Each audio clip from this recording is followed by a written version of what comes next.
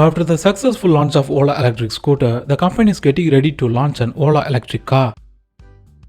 Rumors of an electric car launch have been doing the rounds for quite some time, but now Ola CEO Bhavish Aggarwal has confirmed by releasing a teaser image of what could be the Ola Electric Car. The EV looks like a design concept for the upcoming e-car that would be a stylish battery hatchback. Responding to a tweet on Monday, Aggarwal wrote the person who purchased a Tata Nexon EV and an Ola S1 electric scooter would next buy an Ola Electric Car. It means he wants him to wait a while and replace the Nexon EV with an Ola Electric Car in future. Other than the concept image, he hasn't revealed any further details about its upcoming electric car.